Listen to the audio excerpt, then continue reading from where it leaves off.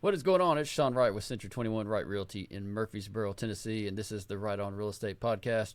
And today we're going to talk about what happens when time gets tough. It happens. Everybody's been through it at some point in their lives. I'm not going to say it's happening right now. I'm not going to say it's happening a year from now. But what happens when it does happen? There are portions of our country right now that are in dire straits. There's some portions that are kind of dipping and coming back to life, having like dead count balances and stuff like that. So what happens when time gets tough? You got sick, you weren't able to work, now you're up against a foreclosure. There's a couple things to know. It's not the end of the world. Sometimes these things can be stopped. Sometimes you can renegotiate with your mortgage company to kind of work something out. There's multiple options. We're going to talk about them today. So, first things first. Do you have equity in your home? And by equity, I mean from the gross sales price to the net sales price, what it is on bottom line after you've paid your realtors, you've paid a title fee, you've paid any other fees associated with selling the house. Maybe you had some work that had to be done to get the house sold. That bottom line number, is it higher or lower than what you owe on your mortgage? It's really the most important thing to know about all this. If that number, if you have equity in your house, let's get it sold, make you some money. Maybe you go and live in an apartment or a rental house for a little while you rebuild your credit. No big deal. Maybe you can call the bank and say, hey, mortgage company, I really appreciate what you've been doing with me this whole time. I've lost my job. I've had some bad luck. Can we redo this mortgage a little bit with an FHA streamline or something else to kind of save my mortgage where I don't have to sell my house? It's always better if you can stay in the house. I understand that. It's your home. But sometimes you can't. That's where people like me come in. We can help you. All right, so you decided, hey, I can't renegotiate my mortgage.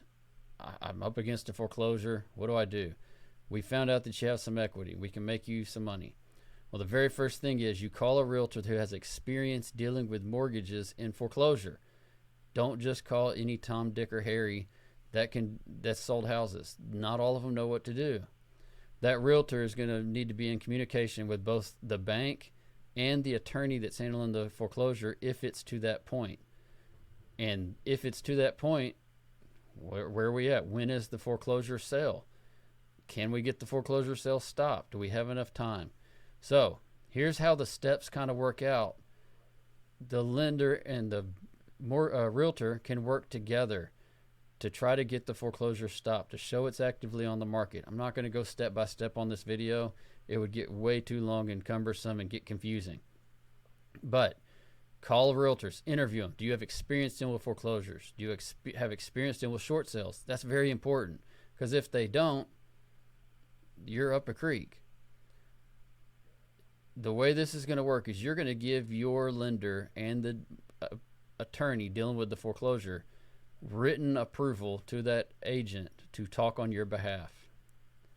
On top of all of that, you're going to get a list of questions that the agent needs to know when he calls in to get a status updates of what to verify that you are who you are. So they may be your social security number. They may be the last four of your social security number. They may be your birthday. They may be your cat's name from high school. Whatever those questions are from that specific mortgage company, your agent needs to know.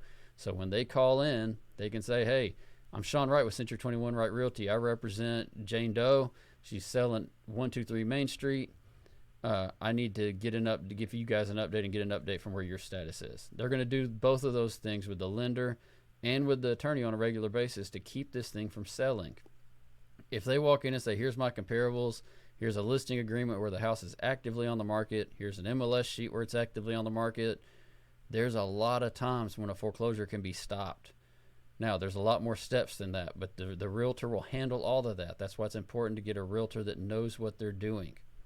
All right, now, once you go through this whole process, the realtor contacts the lender and the attorney and says, hey, I got a contract on the house. It's scheduled to close this day, and keeps communicating where they are with that contract. Hopefully something can work out.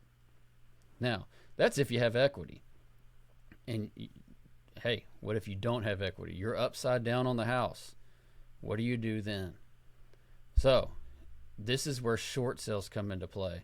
And it's been several years since we've had to deal with short sales. I mean, I haven't done one in several years. because we've had a rapidly appreciating market, and everybody that's gotten to kind of bad shape has been able to be either bailed out from a check that got sent out by the government during coronavirus, or they were rapidly appreciating. They were able to sell out before they got in really bad shape. But now, let's say bad times are ahead. It doesn't look like, it looks like we're going to bounce back, but let's say bad times are ahead. What do you do then? You're upside down. You bought a house. You can't make the payment, and you owe too much. Now remember this. Just keep this in your mind.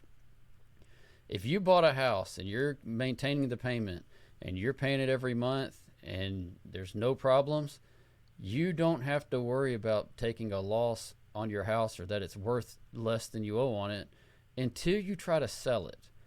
You never realize a loss until you try to sell it. So if you're paying your payment every month and there's no problems and the market dipped a little bit and God forbid your house is worth less than it was when you bought it, and you just give it time and it's going to bounce back and you'll be okay. So you never realize a loss till you try to sell. I'm talking about people who are in dire straits. They haven't paid their mortgage. They're about to be foreclosed on, or they're having to move, or they got sick. Something's happened and now they're having to sell their house under value, under what it's mortgaged for, and they have no cash to cover the difference. These are the people I'm talking about. If you have a house that's, you owe more than what it's worth, but you're just paying the payment, just keep paying the payment. Everything's going to be fine. But heaven forbid you have to sell your house short of what you owe on it. That's called a short sale. A short sale does not mean you're selling it faster. A short sale means you're selling it for short of the mortgage balance. That same realtor can work with the bank, just like we did through the foreclosure process. There's probably going to be a BPO or an appraisal order to show that it's not just a realtor giving a value, it's getting a broker price opinion or an appraisal showing what the house is worth. The same steps for the realtor: communication, talking to the lender, getting it approved. The buyer, the mortgage holder, is now going to have to prove their finances, prove what their budget is, prove that there's a hardship. They're going to have to show, hey, I'm really in bad shape. I got to do something. My house is worth more than it is. I can't afford it. I need to sell it for less than it's valued at. And the bank will then approve a short sale. Every contract that comes in, it doesn't really matter to the buyer anymore. They're selling it for less than what they owe on it. So every contract has to be sent to the bank and have the bank approve the short sale because they're selling it for less than what they owe on it. So it's valued at what they're going to have to take a hit. You may even get 1099, or most likely get 1099 for the gap. It may happen. But remember, a short sale is better than a foreclosure, and a sale is better than a foreclosure. So if you get it off your books, it's better than getting foreclosed on. You don't have to worry about that following you around forever. I've even had somebody that was literally a week away from a sale date. We got the sale date stopped. We got the house sold and closed. She had about $90,000 worth of equity, got the equity, paid off a bunch of debt, and bought a new house 6 months later. Some of this stuff can rapidly get itself fixed really quickly. That's something you talk to a mortgage lender about your personal situation and what you can do about your personal situation. But like in previous videos, I've talked about mortgage lenders. Get with your realtor to have them get with a mortgage lender that they know, like, and trust, that have been through these situations, that can coach you on that backside about what to do on the backside. Maybe you have to go rent for 6 months. Maybe you have to go rent for a year. Maybe you go move in with family. How long it's going to take for you to recover and what you need to do to recover is a discussion where your credit gets pulled with a mortgage lender to go over options for you in the future. But just know there are options. You don't have to let that house go back to the bank. If you've got equity, you don't have to lose all your equity to the mortgage company. You can realize that equity. It's really, really easy to do for a realtor who has experience doing it. That's all I got for today. This has been Sean Wright with the Right on Real Estate Podcast, talking about what happens when times get tough. Be sure to hit the subscribe button. Watch our weekly videos. If you would like any questions answered or comment, we'd love your questions or comments as well. Until next week, this is Sean Wright. I'll see you then.